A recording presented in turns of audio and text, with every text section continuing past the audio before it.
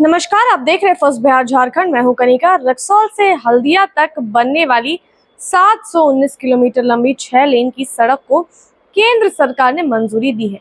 इस एक्सप्रेसवे के बनने से बिहार, झारखंड, पश्चिम बंगाल और नेपाल को बड़ा फायदा मिलने वाला है। आपको बता दें, यह सड़क भारत नेपाल सीमा से सीधे हल्दिया बंदरगाह तक पहुंचेगी, जिससे माल ढुलाई में समय और खर्च दोनों ही बचत होगी।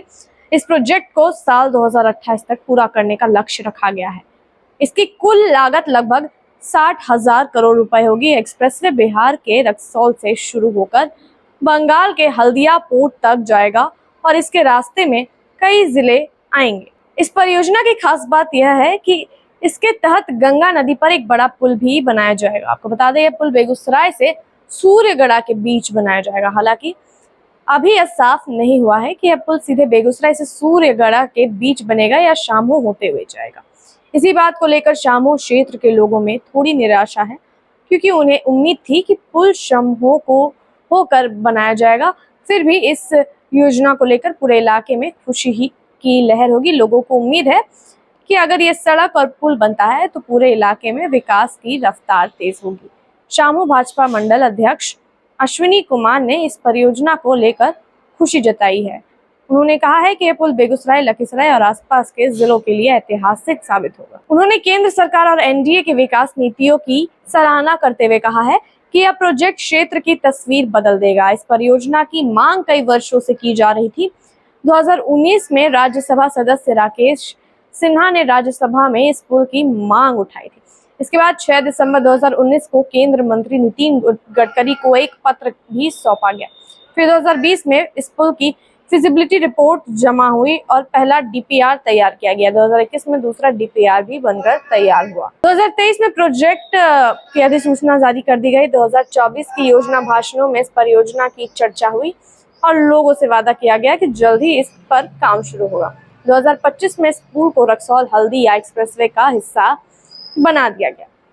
यह एक बड़ा कदम है, जिससे स्पष्ट होता है कि अब इस परियोजना को लेकर केंद्र सरकार गंभीर है और इसे जमीन पर उतारने के लिए तैयार है।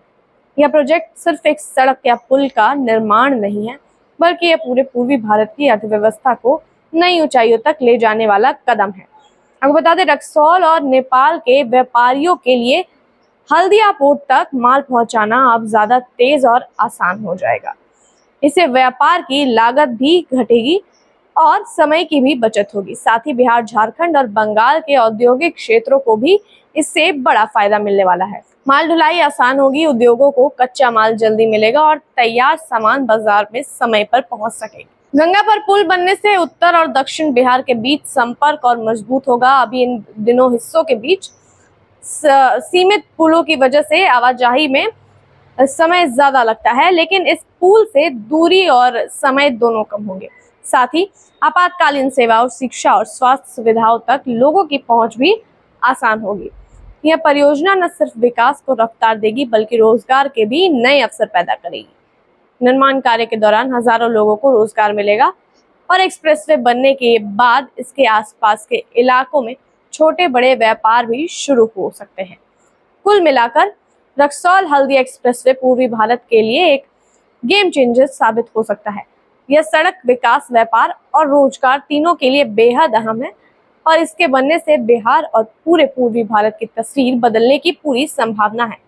देखते हैं इस मामले में आगे और क्या कुछ अपडेट आता है। तब तक के लिए देखते रहिए first Bihar Jharkhand. World class surgery सेवाओं के लिए नेताजी सुभाष मेडिकल कॉलेज एवं हॉस्पिटल में न्यूरोलॉजी, आधुनिक माइक्रोस्कोप से विभिन्न तरह के ब्रेन एवं स्पाइन की सर्जरी, यूरोलॉजी, लेजर और लैप्रोस्कोपी जैसे अत्याधुनिक इक्विपमेंट से यूरोलॉजी से संबंधित सभी प्रकार के उपचार, प्लास्टिक सर्जरी, कोई कठिन घाव या विकृति, facial, nose job, laser surgery एवं सभी तरह की cosmetic surgeries. NSMCH, Amhara, Bihta, Patna.